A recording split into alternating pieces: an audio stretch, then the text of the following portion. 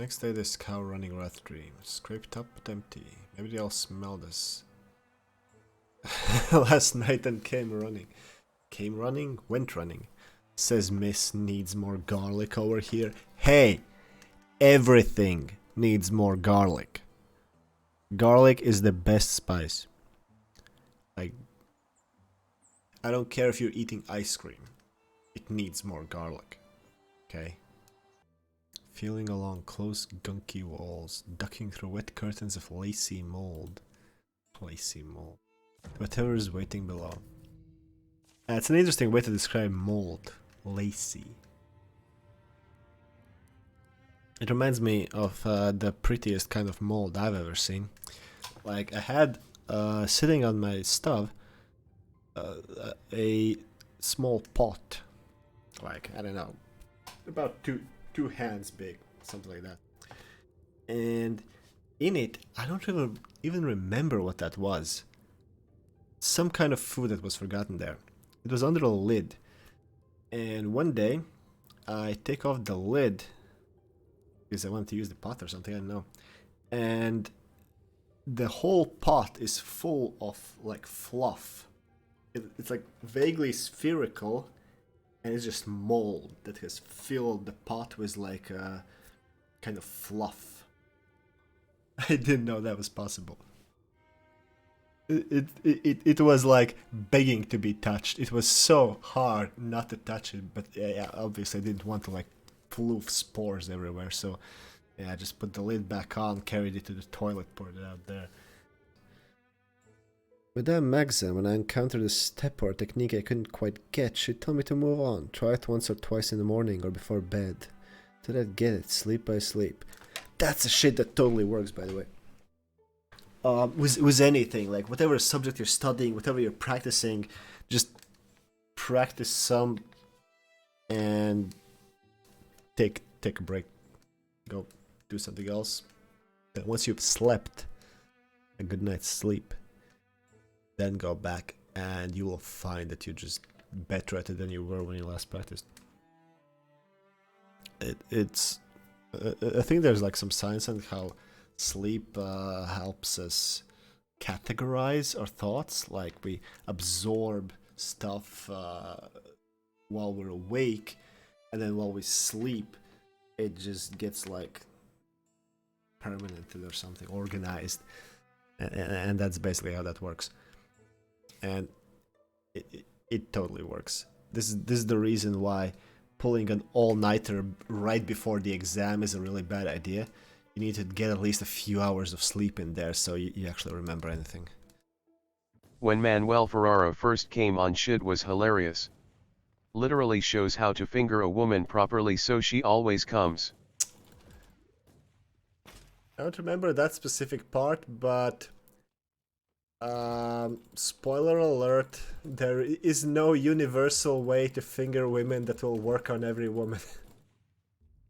It's like there's things that are good to try, but every woman is like it's like you have a deck of cards with traits and moves that work on them and stuff, and every new woman you meet is like you shuffle that deck and you pull out like 8 cards, and that's what you need to know and do to satisfy that particular woman. And it helps if you know the deck, but you can't just expect the same thing to work all the time. I have had to read lectures on this to Tinder dates back when I bothered with new people. Whole ass lectures, damn. I must destroy these. What are they? It sounds to me like the situation is basically like, oh no, don't do like that. Do like this. I like this. And he's like, what do you mean? No, this is how it's done. It's like, no, I prefer it this way. But everyone else does it like that. Why don't you like it like that? It could be frustrating. Is the ultimate form of mansplaining when a guy tries to explain to a woman why his idea of what he should be doing to satisfy her is more correct than her opinion on what can satisfy her. Like, we found it, the final level. Guys, I'm gonna accidentally play it until 4 AM. Which is not good because I have to get up earlier than normal tomorrow. Like 8:30. Because I have to take my car in to get serviced again. Because the new tires that they installed are leaking air. Isn't that great? And maybe also to change the oil that I've forgotten to change for half a year. Over the term when it was supposed to get changed. But that's details. Put some tape on, on the car tire. See, the problem is, most likely the tires are fine. It's just like not a good enough seal between the tire and the disc. Like I think they're supposed to put some kind of substance there, which gets it like prevents air from escaping. Or maybe the, what do you call them, the valves are fucked. Something like that. The actual rubber is most likely fine. I didn't see any damage on it, at least. Tape? I mean, it could be a sort of tape.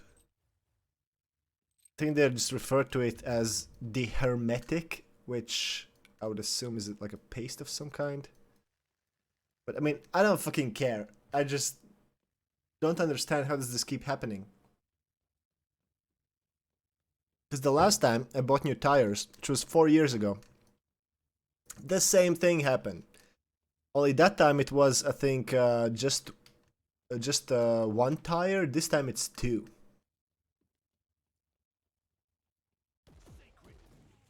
At least this way I can get the oil changed at the same time.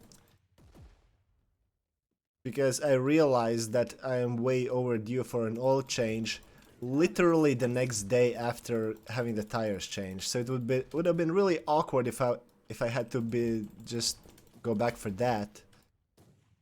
Now I have to go back because they fucked up, and I can just throw in, oh, by the way, the oil, yeah, change that.